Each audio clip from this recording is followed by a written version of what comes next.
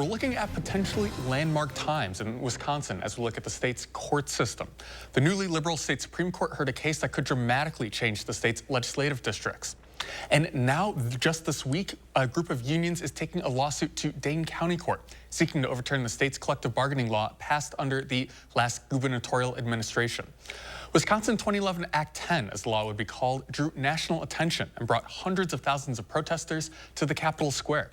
Joining us now is the former governor who signed that bill into law, Scott Walker. And thanks so much for joining us, Governor. My pleasure. Good to be with you.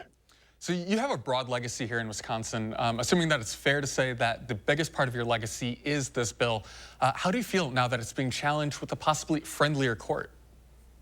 Well, I hope we've seen that not only at the state level, but in federal courts, this has been upheld multiple times over the past dozen or so years. Court after court has said this is absolutely constitutional.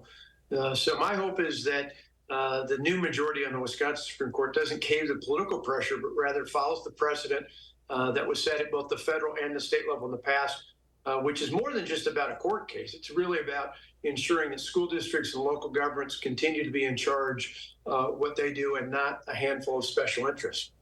Now, it's been more than a decade since 2011. Going back to that year, what were some of the origins of the bill? What did you hope that the impact of Act 10 would be?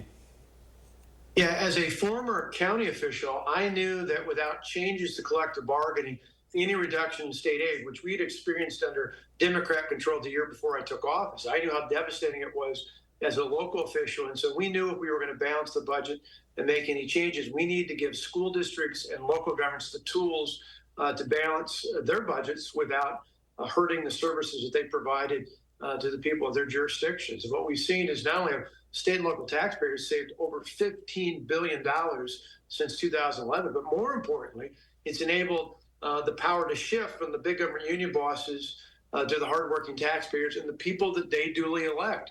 That means schools can staff based on merit, they can pay based on performance, they can put the best and the brightest in the classroom and keep them there.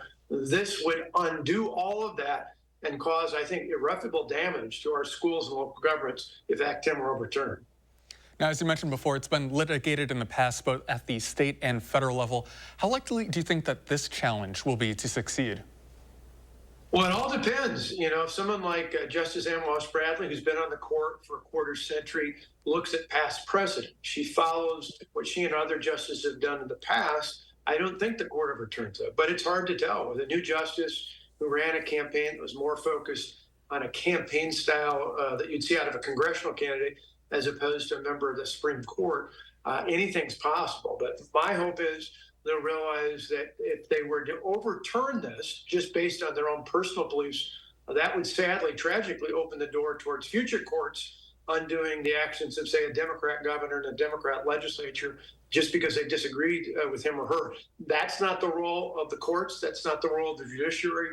The legislature and the governor set the policy. The courts just make sure it's upheld within the Constitution. And so far, Act 10 has been repeatedly shown to uphold both the state and federal Constitution.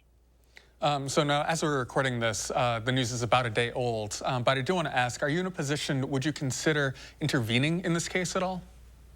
Well, we'll still look at anything. I'm standing in my home here in Pewaukee, Wisconsin, as a taxpayer, not as a former governor. I want to make sure that in this school district and every other school district across the country and every other municipality and county, that the people that we elect locally are the ones in charge, that we don't go back to a system where a handful of union bosses called the shots across the state.